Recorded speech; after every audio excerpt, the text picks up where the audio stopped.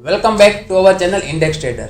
आज मैं आपको सपोर्ट और रेजिस्टेंस के बारे में इस तरह से समझाऊंगा कि आप इजीली समझ जाओगे और लाइफ टाइम नहीं भूलोगे। इनफैक्ट आप अपने दोस्तों को भी समझा पाओगे कि सपोर्ट और रेजिस्टेंस आखिर होता क्या है और इसके बेस पर हम प्रॉफिटेबल ट्रेड कैसे कर सकते हैं। एट द एंड हमें सीखना तो वही है ना कि हमें ट्रेड कैसे करना है।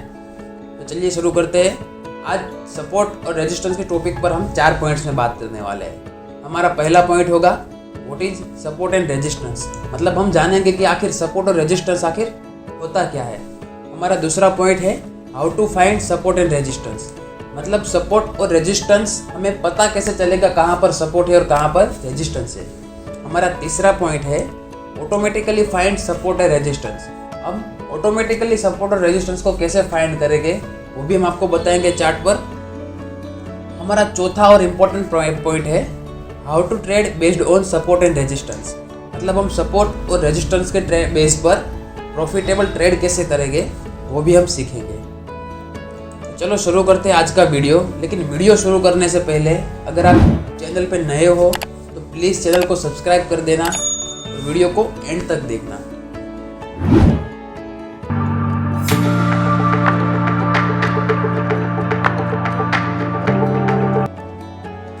सबसे पहले तो ये समझ लेते हैं सपोर्ट और रेजिस्टेंस होता क्या है। सपोर्ट और रेजिस्टेंस एक जोन होता है, मतलब कि जहाँ पर भी खरीदार बैठे हो, जहाँ पर भी बायर्स बैठे हो वहाँ पर सपोर्ट क्रिएट होता है और जहाँ पर भी ज़्यादातर सेलर्स हो वहाँ पर रेजिस्टेंस क्रिएट होता है। सिंपल सी लैंग्वेज में आप इतना समझ लीजिए, सपोर्ट मतलब बायर्स और रेजिस्टेंस मतलब सेलर्स। अब मान लीजिए एक एग्जांपल लेते हैं, रिलायंस की प्राइस आज 2500 रुपया चल रही है। अगर ये कम होकर अगर आपको 1500 रुपये में मिले तो क्या आप खरीदना चाहोगे? बिल्कुल आप नहीं, हर कोई खरीदना चाहेगा। तो यहाँ से अगर रिलायंस की प्राइस 1500 रुपये हो जाती है तो यहाँ पर सभी लोग खरीदना चाहेंगे। जैसे ही खरीदे तो इसकी प्राइस ऊपर की ओर चलती जाएगी। अब यहाँ पर क्या होगा, मान रिलायंस की प्राइस 3000 तक चली गई तो 3000 पर हर कोई प्रॉफिट बुक करना तो चाहेगा। तो यहाँ से जैसे ही प्रॉफिट बुक करेंगे तो मार्केट में क्या होगी, सप्लाई बढ़ जाएगी, क्योंकि कोई भी शेयर्स हो, कोई भी एसेट्स हो, वो सिर्फ लिमिटेड रहता है। तो जैसे ही यहाँ पर सप्लाई बढ़ेगी तो इसकी प्राइस ऑटोमेटिकली कम होती चली जाएगी। एक सिंपल साइकोलॉजी है, आप समझ सकते हो कि किसी भी चीज़ की कीमत जब तब घटती है जब उसकी सप्लाई बढ़ती है। अगर उसकी सप्लाई नहीं है, उसकी क्वान्टिटी कम है तो उसकी प्राइस हमेशा बढ़ती रहेगी। तो जैसे ही यहाँ पर लोग सेल करेंगे तो इसकी प्राइस वापस डाउन हो जाएगी और यहाँ पर एक रेजिस्टेंस क्रिएट हो जाएगा। सपोर्ट और रेजिस्टेंस इतनी सिंपल लैंग्वेज में आपको समझा दिया, लेकिन इतने से काम नहीं होने वाला है, हम एक एडवांस स्टेज में जाकर भी समझेंगे। कई बार क्या होता है, शेयर की प्राइस अप डाउन, ये चार्ट देख लीजिए, आपको ये चार्ट कई बार मार्केट में देखने को मिल सकता है। आपने अगर 1500 रुपये में ख़रीदा है, कई सारे लोगों ने यहाँ पर इस शेयर को ख़रीदा है। अब उसकी प्राइस बढ़कर जब 3000 जाती है तो हर कोई यहाँ पर प्रॉफिट बुक करता है, लेकिन जैसे ही प्रॉफिट बुक करता है तो इसकी प्राइस डाउन होती है। लेकिन फिर भी किसी को लगता है कि नहीं, ये तो फिर भी सस्ता है, हम और ख़रीदेंगे, यहाँ से वापस ख़रीदते हैं। तो यहाँ पर कई सारे लोग ट्रैप हो जाते हैं ट्रेड करने में। इससे कैसे बचना है वो हम लास्ट में देखेंगे, तो प्लीज़ वीडियो को पूरा देखना और समझना। जैसे ही यहाँ पर बायर्स आए तो ये रेजिस्टेंस ब्रेक करके, यहाँ से रेजिस्टेंस ब्रेक करके ये अपने दूसरे रेजिस्टेंस पर जाएगा। रेजिस्टेंस दूसरा, रेजिस्टेंस तीसरा, ये होता क्या है, एक प्लॉट होता है, वो भी हम समझेंगे। वहाँ से ये दूसरे रेजिस्टेंस तक जाएगा। अब यहाँ पर भी किसी ने प्रॉफिट बुक किया तो यहाँ पर सेलिंग आया, फिर भी किसी को लग रहा है कि नहीं ये फिर भी कम प्राइस में मिल रहा है तो फिर से बाय किया तो ये अपने दूसरे रेजिस्टेंस तक जाएगा। ऐसे ही सेलिंग में होता है, जैसे ही बाय करते वक्त लोग समझते हैं कि इसकी प्राइस कम है फिर भी बाय करते हैं, इसकी प्राइस कम है चलो बाय करते हैं। वैसे ही सेलिंग में भी होता है, जैसे ही मार्केट ने एक स्ट्रॉन्ग रेजिस्टेंस पे टच किया तो वहाँ से उसमें सेलिंग आती है। अब लोगों को लगता है कि नहीं ये बहुत हाई तक चला गया है, 5000 उसकी प्राइस हो गई है, यहाँ पर इसे बेचना पड़ेगा। जैसे ही बेचते तो इसकी प्राइस ज़्यादा आती है 4000 रुपया। यहाँ से कुछ लोग बाय करते हैं, अपना प्रॉफिट बुकिंग करते हैं, लेकिन फिर भी ये चला जाता है 4,500 रुपये तक। यहाँ से किसी और लोगों को लगता है कि नहीं, ये अभी भी मेरे को बेचना है, किसी भी कीमत पे बेचना ही है। तो यहाँ पर क्या होता है, यहाँ पर सेलर्स हावी हो जाते हैं। तो स्टॉक हो तो उसका प्राइस गिरने लगता है, यहाँ पर सेलर्स हावी हो जाते हैं, जाकर रुकता है अपने लास्ट सपोर्ट तक। ये तो हमने समझ लिया। अब हम चार्ट पर जाकर देखेंगे हमें सपोर्ट और रेजिस्टेंस कहाँ पर होते हैं, हमें पता कैसे चलेगा। तो चलिए चार्ट पर जाते हैं और देखते हैं कहाँ पर सपोर्ट आता है, कहाँ पर रेजिस्टेंस आता है, कैसे प्लॉट होता है।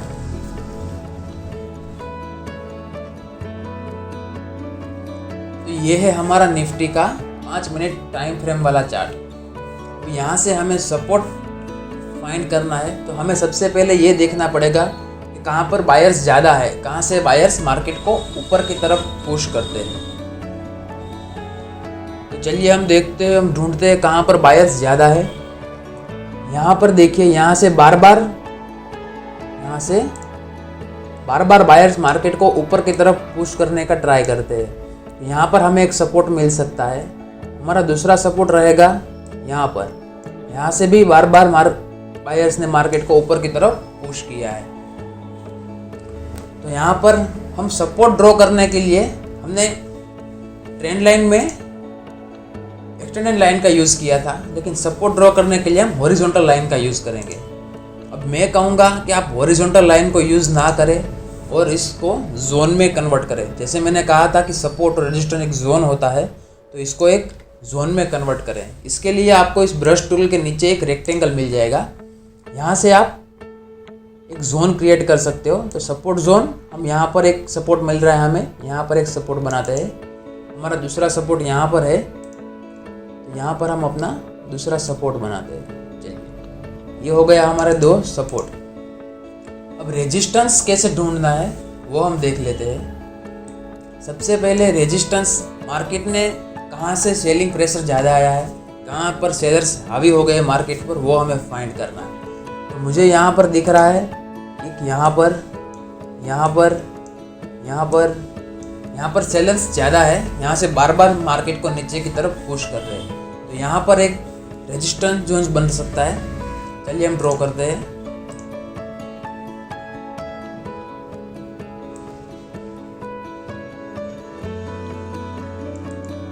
ये हो गया हमारा रेजिस्टेंस जोन।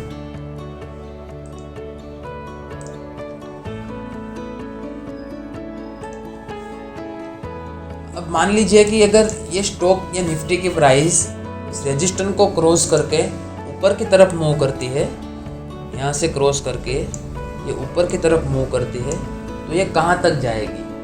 तो कहाँ तक जाएगी उसको देखने के लिए हम अपना नेक्स्ट रेजिस्टेंस फाइंड करेंगे। ये अपने नेक्स्ट रेजिस्टेंस को टच करने के लिए जा सकती है। तो हमें नेक्स्ट रेजिस्टेंस फाइंड करने के लिए हमें वापस चार्ट में जाना है और ऊपर की तरफ देखना है हमें कहाँ पर और सेलिंग प्रेशर मिल रहा है, जहाँ से मार्केट ने बार नीचे की तरफ पुश किया है।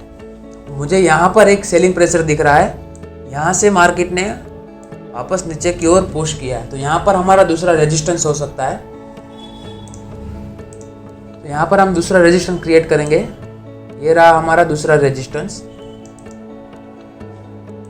अब जैसे ही मार्केट ने इस रेजिस्टेंस को क्रॉस करके ऊपर की तरफ मूव किया, तो ये हमारे दूसरे रेजिस्टेंस को टच करने को आएगा और यहाँ पर हम अपना टारगेट सेट कर सकते हैं।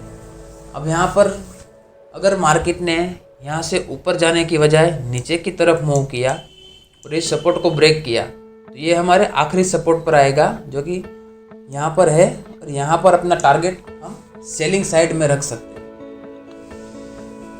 हमने मैन्युअली तो सपोर्ट और रेजिस्टेंस ड्रॉ करना सीख लिया। अब चलो देखते हैं, जैसे कि हमारा तीसरा पॉइंट था, ऑटोमेटिकली हम सपोर्ट और रेजिस्टेंस को कैसे फाइंड कर सकते हैं। तो पहले मैं सब चार्ट क्लियर कर देता हूँ। ऑटोमेटिकली सपोर्ट और रेजिस्टेंस फाइंड करने के लिए हमें इंडिकेटर में जाके पीवीएट सर्च करना है, इसको अप्लाई कर देना है। अब देखिए यहाँ पर हमें ऑटोमेटिकली मार्केट में कहाँ पर सपोर्ट है, कहाँ पर रेजिस्टेंस है, सब मिल जाएगा।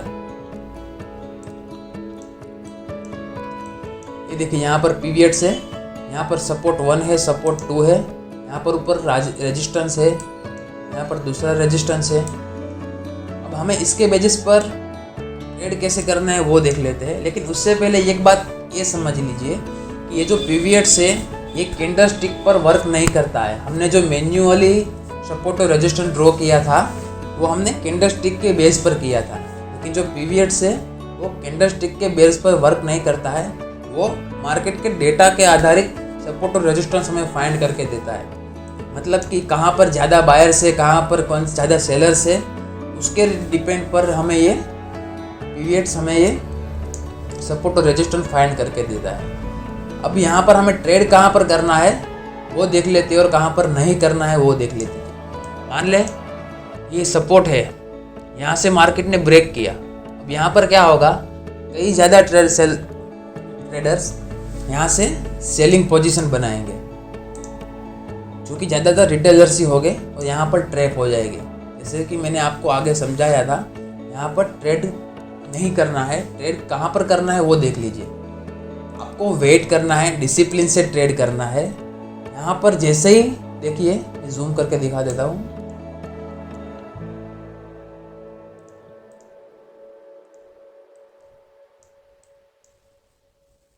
देखिए यहाँ पर जैसे ही मार्केट ने सपोर्ट के नीचे क्लोजिंग दिया एक कैंडल, तो हमें यहाँ पर वेट करना है उसका दूसरा कैंडल कहाँ पर बन रहा है। दूसरा कैंडल भी ग्रीन बन रहा है, लेकिन एक बात देख लीजिए, ये पूरा कैंडल इसके अंदर ऑब्जर्व हो गया।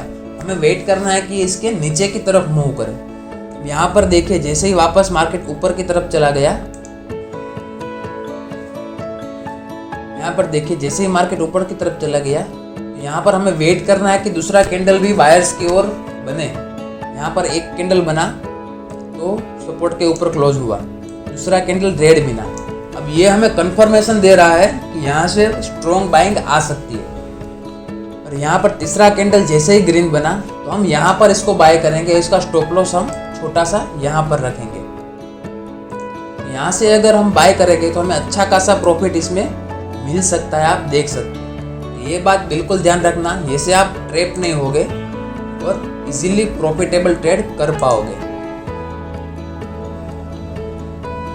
तो ये था हमारा आज का वीडियो। अगर वीडियो पसंद आया हो तो प्लीज़ वीडियो को लाइक कर देना। कमेंट करके हमें ज़रूर बताना आपका वीडियो कैसा लगा, और ये भी बताना कि आप नेक्स्ट किस पॉइंट पर आप बात करना चाहते हैं, किस पॉइंट पर हम समझना चाहते हैं, किसको हम क्या सीखना चाहते हैं, ये भी हमें कमेंट कर देना।